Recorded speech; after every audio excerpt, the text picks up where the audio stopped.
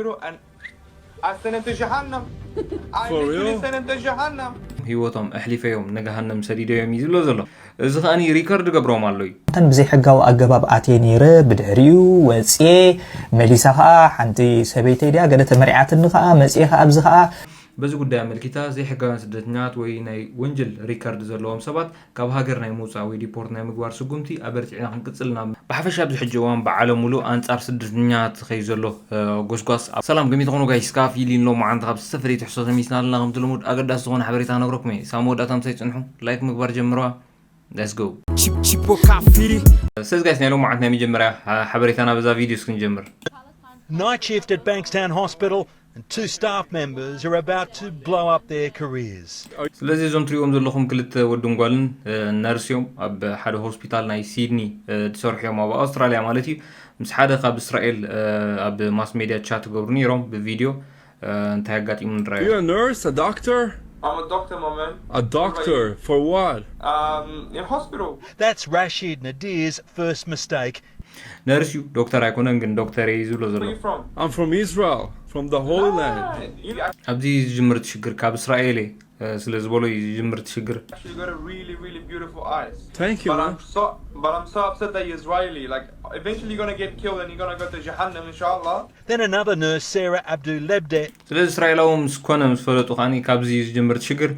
ኣይሆፕ ሞይትካ ገሃንም ክትከይድ ተስፋ ገብር ብምባል ክዛረቡ ፀኒሑ ተወሳኺ እውን ታምስኡ ዘላ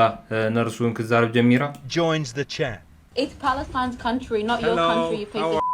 One day, One day. your time will come and you will die the most Let's say ስለዚ ብዝተኸልኪላ ኣላ ኣድኖ ብሓፈሻ ግን ብዛዕባ ፅሊ እያ ትዛረብ ፀኒሓ እዛ ነርስ ተኻልይቲ ነርስ እውን ማለት እዩ ስለዚ እዚ ኸኣኒ ሪከርድ ገብሮም ኣሎ እዩ እስራኤላዊ ከዓ ሪከርድ ገብሮም ኣሎ እዩ ማስ ሜድያ እዩ ይኖ ግን ሪከርድ ገይሩ ድሓር ንክዝርግሖ ማለት እዩ ይሓቶም ኣሎ ብዘይ ዝኾነ ይኹን ሓርቃን ማለት እዩ Israeli? I God won't treat forbid. them. I won't treat ስለዚ እስራኤላውያን ናብ ሆስፒታልኩም ተመፂኦም ዛ ዓይነቱ ሕቶ ሓቲትዎም ማለት እዩ ኦረዲ ተሕቶ ናይ ወደእትን ታጓል ትብሉ ዘለኻ ስምዖ them. I'll kill them. And she's not on her own. ስለዚ ዝኾነ ይኹን እንታይ ባህል ኣይትገብረሎም ናይ ኣይትከናኸኖም እያ ከቆትሎም እያ ትብሎ ዘላ ዝመፁ ዝኾነ ይኹን እስራኤላውያን ማለት እዩ ናብ ሆስፒታል You have no idea how many Israeli dog came to this hospital and I sent him to Jahannam. I For literally real? sent him to Jahannam. ኣይተኣምን ኢኻ ክንደይ እስራኤላውያን ናብዚ ሆስፒታል መፂኦም ሂወቶም ኣሕሊፈዮም ንገሃነም ሰዲደዮም እዩ ዝብሎ ዘሎ ስለዚ እቲ ኸ ሪከርድ ገብሮ ኣሎ Jahannam in Arabic means hell. At about 7:20 this morning. ድሕሪ እዚ ዓለም ሙሉእ ፈሊጥዎ ከምኡውን ሚኒስትሪ ጥዕና ናይ ኣውስትራልያ እውን ዝፈሊጥዎ ማለት እዩ ድሕሪ እዚ ካብቲ ሆስፒታልቲ ክስጎጉ ክኢሎም እዞም ክልተ ወድን ጓልን ማለት እዩ ኣብቲ ናይ ባሓቂ ከምኡ ዓይነት ሂወት ኣይገበሩን ብሕጂ እውን ወይ ቀድሚ ሕጂ ዝገበርዎ ከዓኒ ኣብ ምርመራ ኣለና ብምባል ሚኒስትሪ ጥዕና ናይ ኣውስትራልያ ካብ ስርሖም ክሰጎም ክኢሉ ማለት እዩ ስለዚ ሓደ ሓደ ግዜ ሕርቃንካ ማዕረ ክንደይ ኣብ ሕማቕ ነገር ከእትወካ ክእል ካብዚ ክትርዳእ ትኽእል ኢኻ ማለት እዩ ምናልባት ሕሉፍ ሕማቕ ነገር እውን ኣይሃልዎም ግን ኣብቲ ሆስፒታል ከምኡ ዓይነት ነገር የጋጥም እንተነይሩ እውን ተሓተቲ ክኾኑ ክእሉ እዮም ማለት እዩ ብዘረብኦም ማለት እዩ ስለዚ ኣዝዩ ዝገርም ነገር እዩ ሕርቃንካ ማዕረ ክንደይ ሕማቕ ነገር ከም ፀልካ ክእል ካብዚ ክትግንዘብ ትኽእል ኢኻ The government has toughened up its immigration rules. It means that it will be virtually impossible to come to the UK in a small boat to later achieve British citizenship. ዜግነት ናይ ሙሳድ ዝምልከት እዩ ማለት እዩ ብዘይ ሕጋዊ ናብ ተዓድን ዝኣተወ ብዘይ ቪዛ ወይ እውን ብሓፈሻ ብቦትዲ ብኻል ብዝተፈላለየ መንገዲ ዶብ ጢሒሱ ንዝኣተወ ሰብ ኣብዚ ሕጂ እዋን ሲቲዝንሽፕ ኣፕላይ ክገብር ምስ ዝደሊ ዜግነት ክወሃብ ኣፕላይ ክገብር ምስ ዝደሊ ከም ዝንፀግ እዮም ሓቢሮም ዘለዎ ማለት እዩ እዚ ኸኣኒ ካብ ዕለት 25 ወርሒ 2025 ጀሚሩ ዝኾነ ይኹን ብዘይ ሕጋዊ መንገዲ ወይ ብዘይ ቪዛ ናብ ዓዲ ዝኣተወ ሲቲዝንሽፕ ምስ ዘመልክት ወይ ዜግነት ክወሃቦ ምስ ዘመልክት ከም ዝንፀግ እዩ ተሓቢሩ ዘሎ ማለት እዩ እዚ ኸኣኒ ነቶም ትሕቲ ዕድመ ኮይኖም ዝኣተዉ ወይ ስነ ኣእምራዊ ሕማም ዘለዎም ብሓፈሻ ባዕሎም ብመንገዶም ዝኣተዉ ሰባት ከም ዘይምልከት እዩ ተሓቢሩ ዘሎ ወይ ብቪዛን ዝኣተዉ ሰባት ኣይምልከትኒ ማለት እዩ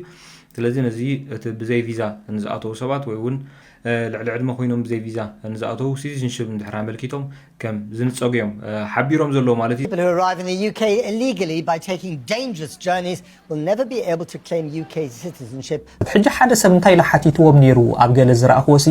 ኣነስ ቀደምሲ ኣብ 1998 ብዘይ ሕጋዊ ኣገባብ ኣትየ ነይረ ብድሕሪኡ ወፅየ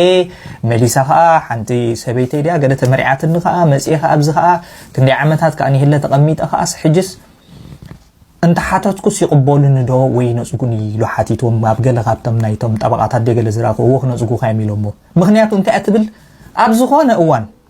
ብዘየገድስ ኣብ ዝኾነ እዋን ናብ ብሪጣንያ ብዘይ ሕጋዊ ኣገባብ ኣቲኻ ትፈልጥ እንድሕር ትኾንካ እያ ትብል ብሓፈሻ ኣብዚ ሕጂ እዋን ብዓለም ሙሉእ ኣንጻር ስደተኛታት ዝኸይ ዘሎ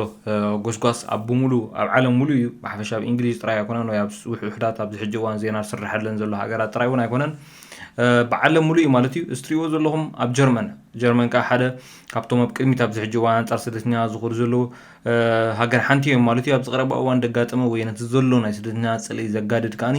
ኣብዚ ቅድሚ ትማሊ ዘጋጠመ ኣብ ጀርመን ዝምልከት እዩ ማለት እዩ ኣብ ከተማ ሙኒክ ኣብ ጀርመን ዘጋጠመ እዩ ሓደ ኣፍጋኒስታናዊ ብፍጥነት መኪና ብምዝዋር ናብ ሓደ ተሰሪዑ ዝነበረ ሰብ ብምእታው 28 ሰባት ክቆስል ክኢሉ ኣሎ ማለት እዩ እዚ ኣብ ሰሙን ዘጋጠመ እዩ በዚ ኸኒ ብዙሓት ፖለቲከኛትን ብዙሓት ኣንጻር ስደተኛትን ዝኸዱ ሰባት ከላዓዕል ክኢሉ ኣሎ ማለት እዩ ወይ ከዓ ብዙሕ ሕቶታት ክፈጥር ክኢሉ ኣሎ ማለት እዩ በዚ ከዓ መንግስቲ ጀርመን ብዛዕባ ዝተፈፀመ ሓደጋ መግለፂ ሂቡ ኣሎ ማለት እዩ ብዛዕባ እቲ ዝፈፀመ ወይ ነዚ ተግባር ዝፈፀመ ስደተኛ ግቡእ መቕፃዕቲ ከም ዝወስድ ከምኡውን ከም ዝባረር ካብ ሃገሩን እዩ ኣፍሊጡ ዘሎ ማለት እዩ እዚ ኣፍጋኒስታናዊ ኣብ ዝቐረበ እዋን ዝኣተወ ኮይኑ መንበሪ ፍቓድ ንኽወሃቦ ዝፅበ ዝነበረ እዩ ወይ ካኒ መልሲ ዝፅበ ዝነበረ እዩ ማለት እዩ ሚኒስተር ናንሲ ፌዘር ብወገና በዚ ጉዳይ ኣመልኪታ ዘይሕጋውያን ስደተኛታት ወይ ናይ ወንጀል ሪከርድ ዘለዎም ሰባት ካብ ሃገር ናይ ምውፃእ ወይ ዲፖርት ናይ ምግባር ስጉምቲ ኣበርቲዕና ክንቅፅልና ብምባሉን በዚ ሓደጋ ናይ መኪና ምርኩስ ምግባር ተዛሪባ ኣላ ማለት እዩ ኣብ ካልእ ኣብ ሶም ዝካየድ ዘሎ ዙር ኣልጀርያ ሃገራዊት ጋንታ ቅድም ሽክለታ ኤርትራውን ተሳተፈሉላ ስለዚ ክሳብ ሻርሻይ መድረኽ በፂሕ ኣሎ ኣብዚ ኸኒ ሃገራዊት ጋንታ ቅድም ሽክለታ ኤርትራ ድሙቕ ዓወቱን ትጎናፀፍ ኣላ ማለት እዩ ክሳብ ሻርሻይ መድረኽ በፂሕ ኣሎ ክሳብ 5 መድረኽ ዝበፅሕ ሚልኪያስ ማእከለ ካልኣይ ደረጃ ካልኣይ ተርታ እንዳሓዘ ክመፅእ ፀኒሑ ማለት እዩ እቲ ዝገርም ነዚ 5 መድረኻት ሓደ ሰብ እዩ ተዓዊቱሉ ማለት እዩ ሓምዛ እዩ ተዓዊቱሉ ማለት እዩ ቀዳማይ ብምውፃእ ከምኡውን ካልኣይ ካኒ ሚልኪያስ እንዳ ሓደ ተወዳዳሪ እዩ ንዕውን ሚልኪያስ ይኮይኑ ዘሎ ስለዚ ክሳብ 5 መድረኽ እውን ሚልኪያስ ካልኣይ እንዳኾነ ክመፅእ ፀኒሑ ማለት እዩ ትማሊ ብዝተኻየደ ሻርሻይ መድረኽ ግን ሚልኪያስ ማእከለ ሻርሻይ መድረኽ ክዕወተላ ክኢሉ ኣሎ ማለት እዩ ከም ትሪእዎ ዘለኹም ንሓምዛ ገምጢሉ እዩ ቀዳማይ ተዓዊቱ ዘሎ ማለት እዩ ከም ትሪእዎ ዘለኹም ካብ ሰላምታ እንዳገበረ እዩ ዳኣቱ ዘሎ ማለት እዩ ስለዚ ሚልኪያስ ማእከለ ብሉፅ ዓወት እዩ ዘመዝግብ ዘሎ ገና 10 መድረኽ ዝካየደሉ ቱር እዩ ማለት እዩ ስለዚ ሻርሻይ መድረኽ ሚልኪያስ ማእከለ ተዓዊቱ ኣሎ እቲ ዝሓለፈ ከዓኒ ብምሉእ ካልኣይ እንዳወፀ እዩ ክመፅእ ፀኒሑ ማለት እዩ ኣብዘን ዝተረፋ እንድሕር ተዓዊቱ ከዓኒ ናይ ምዕዋት ተኽእሉ ወይ ከዓ ቀዳማይ ናይ ምውፃእ ተኽእሉ ኣብ ቅድሚት እዩ ዘሎ ማለት እዩ ሚልኪያስ ማእከለ